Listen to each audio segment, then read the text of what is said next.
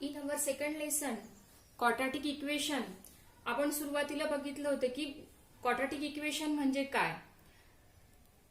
The polynomial which having the index 2, highest index of the variable in the polynomial is 2, then it is known as the quadratic equation. ज्या polynomial मध्ये दिलेल्या व्हेरिएबलचा index highest index जर 2 असेल तर त्याला काय म्हणतो आपण क्वाड्रॅटिक इक्वेशन असे म्हणतो. आणि स्टँडर्ड फॉर्म क्वाड्रॅटिक इक्वेशनचं ax² + bx + c is equal to 0, ज्यामध्ये abc हे काय आहेत रिअल नंबर्स आहेत आणि a is not equal to 0. A जर 0 झाला तर काय येईल, आपली x² म्हणजे आपली क्वाड्रॅटिकची जी टर्म आहे इंडेक्स 2 असणारी जी टर्म आहे तर ती 0 होईल. तर ते काय होईल, या ठिकाणी लिनियर इक्वेशन होईल. तर कंडिशन काय असली पाहिजे की a is not equal to 0. c 0 असेल तरी चालेल आणि x 0 असेल तरी चालेल, परंतु x² जी स्क्वेअर टर्म आहे तर स्क्वेअर टर्म या ठिकाणी 0 नसायला पाहिजे. त्यानंतर आपण पाहूया की सोल्युशन म्हणजे काय किंवा सोल्युशन किंवा roots of the quadratic equation म्हणजे काय. The value of the variable which satisfy the equations are called the roots or solution of the equation. या दिलेल्या क्वाड्रॅटिक इक्वेशन मध्ये किंवा दिलेल्या इक्वेशन मध्ये जो व्हेरिएबल आहे, आता या ठिकाणी व्हेरिएबल काय आहे एक्स, तर एक्सची अशी व्हॅल्यू की जी व्हॅल्यू ठेवल्यानंतर त्या इक्वेशनचं सॅटिस्फाय होतो म्हणजेच काय, दॅट इक्वेशन विल बिकम्स 0. त्या ठिकाणी त्या पॉलिनॉमियलची व्हॅल्यू काय होत असते, 0 होत असेल तर त्या व्हॅल्यूला आपण त्या दिलेल्या इक्वेशनचं काय म्हणतो, सोल्युशन किंवा रूट्स ऑफ द इक्वेशन असं म्हणतो. त्यानंतर प्रॅक्टिस सेट 2.1 कडे वळूया. प्रॅक्टिस सेट 2.1 मध्ये फर्स्ट क्वेश्चन काय आहे की write any two quadratic equations. तो तुम्ही कोणतेही क्वाड्रॅटिक इक्वेशन्स त्या ठिकाणी लिहू शकता. Let us see the example number 2. आपण दुसरा जो प्रॉब्लेम आहे तर तो पाहूया. काय दिले, decide which of the followings are the quadratic equation. खालील दिलेल्या इक्वेशन्स पैकी कोणते इक्वेशन्स हे क्वाड्रॅटिक इक्वेशन्स आहेत हे आपल्याला सांगायचे आहेत. क्वाड्रॅटिक इक्वेशन्स आहेत का नाही हे आपण कशाहून ठरवणार आहोत की त्या दिलेल्या इक्वेशन मध्ये जो व्हेरिएबल आहे तो व्हेरिएबल पाहायचा आणि त्या व्हेरिएबलचा इंडेक्स पाहायचा. तर आपण फर्स्ट इक्वेशन पाहूया. तर या फर्स्ट इक्वेशन मध्ये काय आहे, व्हेरिएबल काय आहे, दिलेल्या इक्वेशनचा व्हेरिएबल काय आहे, एक्स आहे आणि x is only one variable. या ठिकाणी काय आहे, एक्स हे फक्त एकमेव व्हेरिएबल आहे आणि त्याचा हायेस्ट इंडेक्स किती आहे, 2. द इंडेक्स ऑफ द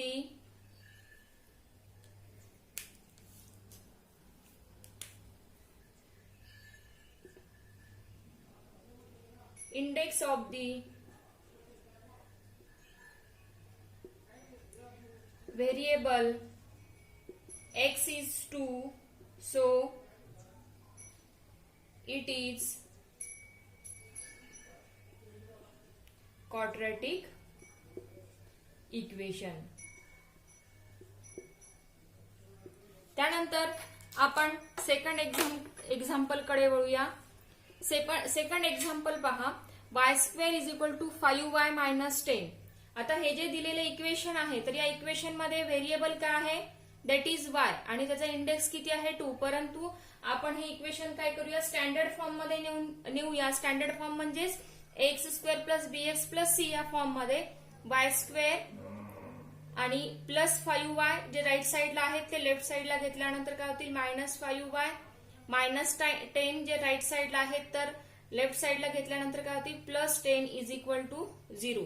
आणि या ठिकाणी आपण चेक केलं तर त्याचा व्हेरिएबल काय, there is only one variable that is y in the equation आणि त्याचा हायेस्ट पॉवर किंवा index of the given variable is 2, so it is also the quadratic equation.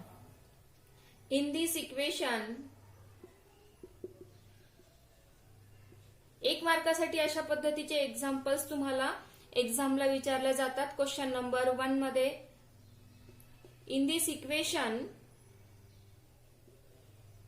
highest index of variable y is 2, so it is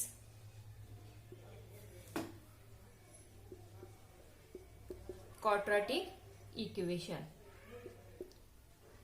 तुम्ही या पद्धतीने लिहिलं तरी चालेल की index of the variable y is 2, so it is quadratic equation. त्यानंतर आपण third problem कडे जाऊया.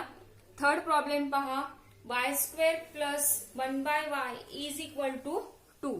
तर या ठिकाणी पहा एकच व्हेरिएबल आहे y आणि y जो व्हेरिएबल आहे तर त्याचा इंडेक्स किती आहे 2. आता या ठिकाणी जो व्हेरिएबल y आहे तर त्या ठिकाणी सेकंड टर्म मध्ये जो आहे तर तो काय आहे, तो डिनॉमिनेटर मध्ये आहे. आणि आपल्याला सुरुवातीला काय करावं लागेल, दिलेले इक्वेशन हे क्वाड्रॅटिक इक्वेशन आहे का नाही हे पाहण्यासाठी आपल्याला त्याला स्टँडर्ड फॉर्म मध्ये न्यावं लागेल.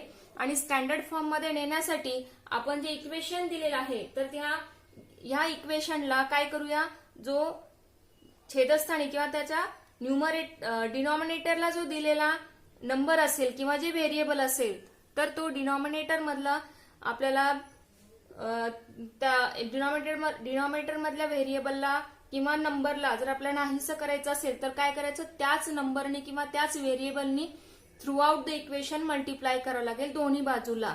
सो multiplying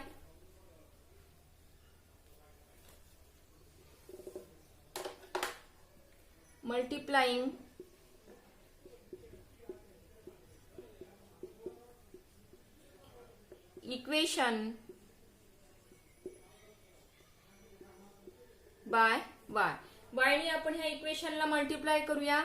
y जेव्हा आपण या इक्वेशनला मल्टिप्लाय केलं तर बघा y y² ला मल्टिप्लाय केल्यानंतर काय येतं y³ y या सेकंड टर्मला मल्टिप्लाय केल्यानंतर काय येतं 1 आणि y राईट साइडला मल्टिप्लाय केल्यानंतर काय येतं 2y. y³ 2y आपण लेफ्ट साइडला आणले तर काय होतील -2y plus 1 is equal to 0. या ठिकाणी व्हेरिएबल आहे y आणि त्याचा हायेस्ट पॉवर किंवा त्या दिलेल्या ह्याचा इंडेक्स किती आहे, highest index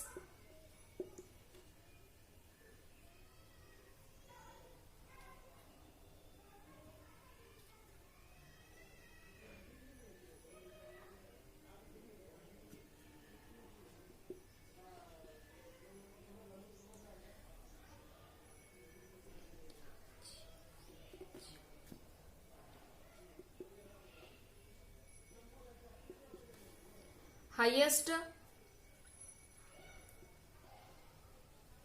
index of variable y is 3. आणि जर इंडेक्स 3 हायेस्ट इंडेक्स 3 असेल तर हे क्वाड्रॅटिक इक्वेशन असणार आहे का, नाही, it is not. So it is not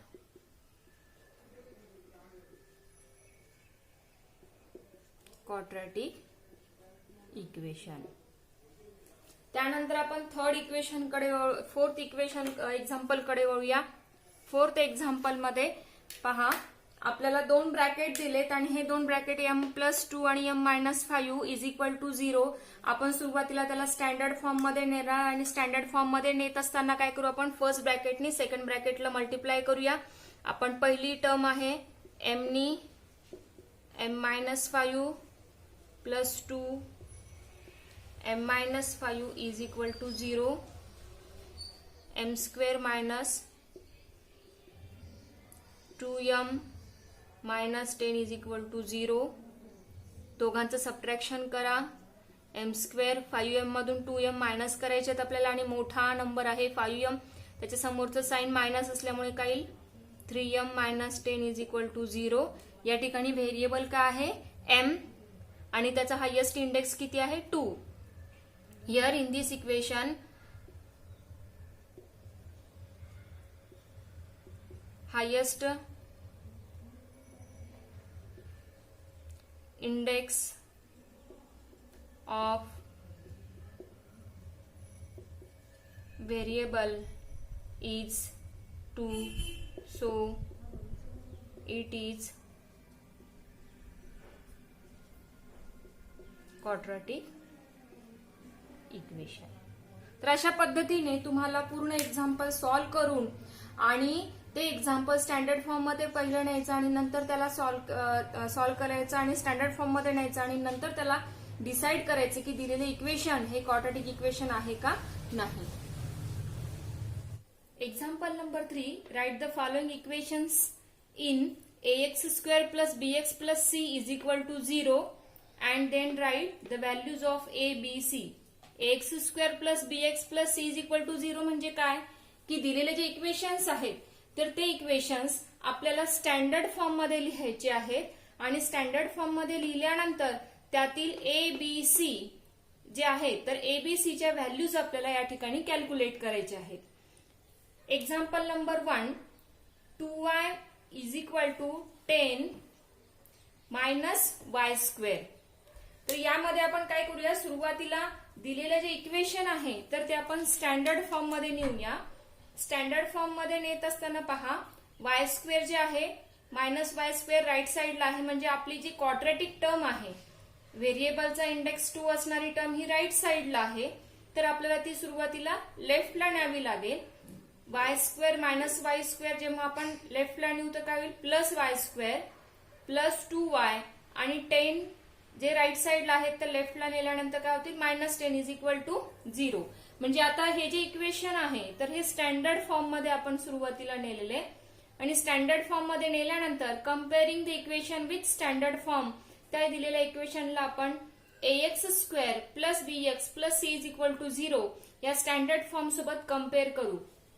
आणि जेव्हा आपण स्टँडर्ड फॉर्म सोबत कम्पेअर करू तर तेव्हा आपल्याला ए, बी, सी च्या व्हॅल्यूज कॅल्क्युलेट करता येतील. ए ची व्हॅल्यू आता या ठिकाणी वाय स्क्वेअर आहे आणि समोर काही नाही म्हणजे काय आहे त्याचा कोइफिशियंट किती आहे 1 आहे त्यामुळे ए ची व्हॅल्यू किती आहे 1. त्यानंतर बघा bx या ठिकाणी बी ची व्हॅल्यू किती आहे 2 आणि सी जो आहे तर सी ची व्हॅल्यू किती आहे -10. अशा टाइपचे एक्झाम्पल्स हे क्वेश्चन नंबर 1 मध्ये आपल्याला 1 मार्क्स साठी विचारले जातात. त्यानंतर बघा example number 2. x minus 1 bracket whole square is equal to 2x plus 3. तर यामध्ये या इक्वेशन मध्ये आपल्याला लेफ्ट साइडला जी टर्म दिलेली आहे x minus 1 bracket whole square तर याला आपल्याला याचा एक्सपान्शन फॉर्म्युला वापरून त्याचं एक्सपान्शन करावं लागेल. एक्सपान्शन फॉर्म्युला कोणता या ठिकाणी a minus b whole square आपण इयत्ता 9वी मध्ये बघितलेला आहोत. काय आहे a minus b whole square is equal to a square minus 2ab plus b square. हा एक्सपान्शन फॉर्म्युला या ठिकाणी आपल्याला वापरायचा आहे आणि तो यूज करून आपण दिलेला x मायनस 1 होल स्क्वेअर जे आहे तर त्याचं एक्सपान्शन करूया. a स्क्वेअर म्हणजे फर्स्ट टर्मचा square x square minus 2x plus 1 is equal to 2x plus 3 right साइडला as it is. x square minus 2x आणि मग आपण राईट साइडचे 2x आपण लेफ्टला नेले तर काय होतील minus 2x plus 1 as it is आणि प्लस 3 जेव्हा आपण लेफ्टला नेतो होतील -3 is equal to 0. x square minus 2x आणि मायनस 2x या दोघांचं ऍडिशन केलं -4x आणि -3 मधून 1 सबट्रॅक्ट केला तर काय येतं -2 is equal to 0. Comparing this equation with ax square plus bx plus c is equal to 0 ह्या स्टँडर्ड फॉर्म सोबत आपण त्याला कम्पेअर करूया. तेव्हा a ची व्हॅल्यू इथं किती काही नाही म्हणजे काय आपण 1 a is equal to 1. b ची व्हॅल्यू किती आहे -4 आणि c इज इक्वल टू -2. एक क्वेश्चन नंबर 3 मध्ये आपल्याला वेगवेगळ्या व्हरायटी किंवा वेगवेगळ्या टाइपचे एक्झाम्पल्स दिलेले आहेत की ज्यांना आपल्याला सुरुवातीला स्टँडर्ड फॉर्म मध्ये न्यायचं आहे आणि स्टँडर्ड फॉर्म मध्ये नेऊन मग एबीसी च्या व्हॅल्यूज कॅल्क्युलेट करायचे आहेत. अशापैकीच एक एक्झाम्पल बघा जे वेगळं आहे. 3m square is equal to 2m minus 9 is 9. Left साइडला आहे 3m स्क्वेअर आणि राईट साइडला पण 2m स्क्वेअर आहे तर आपण राईट साइडचा 2m स्क्वेअर लेफ्टला नेऊया तो काय होईल -2m square plus 9 is equal to 0. 3m square मधून 2m स्क्वेअर मायनस केला तर काय मिळतो m square plus 9 is equal to 0. आता ह्या इक्वेशन मध्ये जी मिडल टर्म आहे मिडल टर्म काय आपली bx नाहीये तर आपण काय केलं या ठिकाणी 0m हे आपण न्यूली ऍड केलं. ऍड नाही जरी केलं तरी चालतं. m स्क्वेअर प्लस 9 एवढं जरी तुम्ही लिहिलं तरी चालतं. Now comparing this equation with ax square plus bx plus c is equal to 0 आणि जेव्हा आपण त्याशी कम्पेअर करू तर ए ची व्हॅल्यू काय मिळते या ठिकाणी, काही नाही म्हणजे काय आहे, 1 आहे. A is equal to 1, B is equal to, जेव्हा टर्म जरी नसेल तरी बी ची व्हॅल्यू काय असेल या ठिकाणी 0 आणि सी इज इक्वल टू 9. त्यानंतर example number 5, p in bracket 3 + 6p is equal to -5. हे पण वेगळे एक्झाम्पल आहे की ज्या एक्झाम्पल मध्ये तुम्हाला स्टँडर्ड फॉर्म मध्ये दिलेलं इक्वेशन सुरुवातीला न्यायचं आहे. पी नी या ब्रॅकेटला मल्टिप्लाय करा, 3 इंटू पी 3p आणि 6p into p 6p into p 6p² is equal to -5. 6p² 3p आणि हे -5 जे राईट साइडला होते ते लेफ्टला नेले, +5 is equal to 0. Now comparing this equation with the standard form. Standard form सोबत आपण कम्पेअर केल्यानंतर पहा ए ची व्हॅल्यू किती आहे 6, बी इज 3 आणि सी इज इक्वल टू 5. तर अशा पद्धतीने जे थर्ड एक्झाम्पल आहे तर त्या थर्ड एक्झाम्पल मध्ये आपण इक्वेशन स्टँडर्ड फॉर्म मध्ये नेऊन एबीसीचे व्हॅल्यू कॅल्क्युलेट करायचे आहेत. अतिशय सोपे असे हे एक्झाम्पल्स आहेत.